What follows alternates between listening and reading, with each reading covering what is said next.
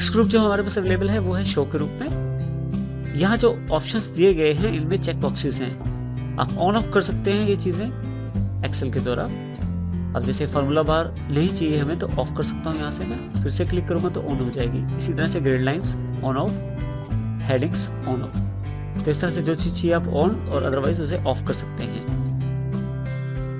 Next section है हमारे पास zoom के रूप में अगला ग्रुप। आप जो डेटा है उसे थोड़ा नजदीक से देखने के लिए, यानी कि उसका साइज थोड़ा सा बड़ा करके देख सकते हैं जूम के द्वारा। जूम पे क्लिक कीजिए, कितना बड़ा जूम करना चाहते हैं वो यहाँ से आपके पास कुछ प्री डिफाइंड साइज हैं वो ले सकते हैं। यदि आप चाहते हैं कस्टम जूम सेट करना तो आप नंबर दीजिए और कस्टम जूम सेट कर लीजिए। जैसे ही ओके करेंगे आप तो आपकी दी हुई परसेंटेज के आधार पे वो जूम कर देगा डेटा को। ये जूम आप यहाँ से भी कम कर सकते हैं स्लाइडर से, और यहाँ से इसे बढ़ा भी सकते हैं। इसके अतिरिक्त आप चाहें, मान लीजिए आपने जूम बड़ा कर दिया है, जैसे मैंने इसको 200% कर दिया है, तो वापस लाने के लिए आप 100% पे क्लिक कीजिए, वापस जूम नॉर्मल साइज में आ जाएगा। इसके अतिरिक्त आप अगर कोई डेटा सेलेक्ट करके रखते हैं और उसे सिर्फ बड़ा करके देखना है तो जूम टू सिलेक्शन कर दीजिए। जो डेटा आपने सेलेक्ट किया हुआ था वो आपको बड़ा होकर दिखाई देगा। अगर आप 100% करते हैं तो फिर से वापस नॉर्मल स्टेज में डेटा आपका आ जाएगा। नेक्स्ट ऑप्शन हमारे पास अवेलेबल है न्यू विंडो के रूप में। देखिए मैंने इस फाइल को कंप्लीट डेटा के नाम से सेव कर दिया है। अब यदि ध्यान दें तो ये मेरी फाइल का नाम है कंप्लीट डेटा। यदि मैं यहाँ न्यू विंडो पे क्लिक करता हूँ तो मेरे पे यहाँ 2 आ जाता है मेरे पास। इसका अर्थ है कि न्यू विंडो करते ही मेरे पास 2 फाइलें बन गई, कंप्लीट डेटा 1 के नाम से है और एक कंप्लीट डेटा 2 के नाम से। देखिए यहाँ पे ये कंप्लीट डेटा 2 है और ये कंप्लीट डेटा 1 है। इस तरह से मैंने एक साथ 2 फाइलें बना ली है, कंप्लीट डेटा 1 और कंप्लीट डेटा 2। यहाँ से यदि मैं चाहता हूँ कि दोनों फाइलें मुझे इकट्ठी दिखाई दे तो यहाँ से मैं अरेंज ऑल कर देता हूँ इसे। अब अरेंज ऑल में काफी सारे तरीके हैं अरेंज करने के, जैसे टाइल्ड, हॉरिजॉन्टल, वर्टिकल, कास्केड। जो भी तरीका आपके आवश्यकता के अनुसार है उसे आप ले सकते हैं। जैसे मैं टाइल्ड लेके ओके कर देता हूँ तो मेरे पास यहाँ कंप्लीट डेटा 1 यहाँ और कंप्लीट डेटा 2 यहाँ, दोनों जो फाइलें हैं वो मेरे पास सामने आ गई हैं। इसके अतिरिक्त और भी मोड है वहाँ सेट करने के रेंज विंडोज को, जैसे हॉरिजॉन्टल सेट हो जाएगा, इसी तरह से वर्टिकल और कास्केड, एक के ऊपर एक। इस तरह से आप अपनी फाइलों को सेट कर सकते हैं। मैं इसे टाइल्ड में सेट कर देता हूँ। इस तरह से ये टाइल्ड में सेट हो गया। इस तरह से आपने 2 विंडोज जो क्रिएट की एक साथ आपने देख ली खोल के। इस तरह से अरेंज कर सकते हैं अपनी विंडोज को। अब मैं यहाँ से एक विंडो को बंद कर देता हूँ और दूसरी विंडो को मैक्सिमाइज कर देता हूँ। अब यहाँ पे हमारे पास नेक्स्ट ऑप्शन है फ्रीज पेन का। फ्रीज पेन का अर्थ है कि आप अपने सेल्स को फ्रीज कर देते हैं। आपके सेल्स जो हैं वो स्क्रॉल नहीं करते। ये 3 प्रकार से किया जा सकता है, freeze pane, freeze top row, freeze first column. सबसे पहले मैं चाहता हूं कि मेरे पास जो पहली 10 रोज हैं उनका डेटा दिखाया जाए, यानी कि इससे ऊपर वाला डेटा फ्रीज हो जाए और बाकी जो रोज हैं वो नीचे की स्क्रॉलिंग में रहे, यानी कि मैं उनको ऊपर नीचे कर पाऊँ। तो मैं ये सिलेक्ट कर लेता हूँ रो, फ्रीज पेन पे जाके फ्रीज पेन कर देता हूँ। देखिए यहाँ एक लाइन आ गई है जो ये इंडिकेट करती है कि यहाँ से आपका जो पेन है वो फ्रीज हो गया है। अब जब मैं स्क्रॉल करता हूँ तो नीचे वाला एरिया तो स्क्रॉल हो रहा है और ऊपर वाला एरिया स्क्रॉल नहीं हो रहा। ये संभव हुआ है फ्रीज पेन से। यदि आप फ्रीज पेन पे दोबारा क्लिक करें, अनफ्रीज कर सकते हैं जो आपने लॉक किया था एरिया, ये अनलॉक हो जाएगा एरिया। अब देखिए पूरी पूरी शीट फिर से स्क्रॉल हो पा रही है। इसके अतिरिक्त अगर आप चाहते हैं कि फर्स्ट रो केवल फ्रीज की जाए तो फ्रीज टॉप रो पे क्लिक कर दीजिए।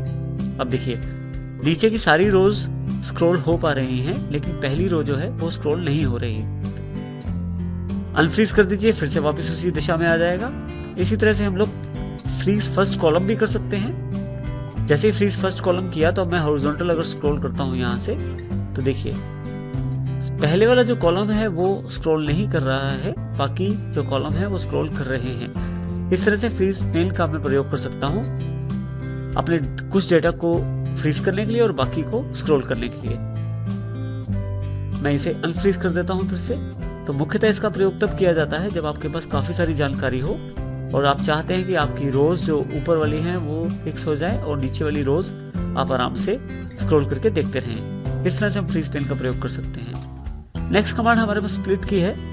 अगर आप है यह बहुत बड़ी शीट है और आप चाहते हैं कि अलग अलग हिस्सों को अलग अलग जगह से देखना, तो आप स्प्लिट कर सकते हैं शीट को। जैसे इस शीट को मैं यहाँ क्लिक करता हूँ और यहाँ से स्प्लिट करना चाहता हूँ। जैसे मैं क्लिक करता हूँ तो देखिए इस शीट के 4 भाग हो गए हैं।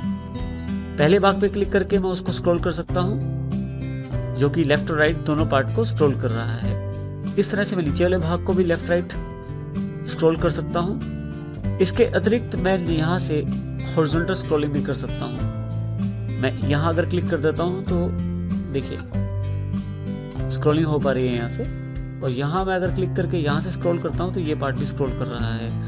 तो इस तरह से मैं एक बड़े डॉक्यूमेंट में अलग अलग जगह से ये चेक कर सकता हूँ कि मेरे अलग अलग एरियाज में क्या क्या लिखा हुआ है, जिससे मुझे मैच करने में आसानी रहे। ये स्प्लिट से संभव हो पाता है। स्प्लिट ऑफ करते ही जो सेक्शन स्प्लिट था वो हट जाएगा। यदि आप अपनी वर्क बुक को हाइड करना चाहते हैं तो हाइड पे क्लिक कर दीजिए, आपकी जो वर्क बुक है वो हाइड हो जाएगी। यदि आप चाहते हैं कि आपकी जो वर्क बुक हाइड हो रखी है उसे अनहाइड करना है, अनहाइड पे क्लिक कीजिए। कंप्लीट डेटा जो आपकी वर्क बुक थी उसे सिलेक्ट कीजिए और ओके कर दीजिए।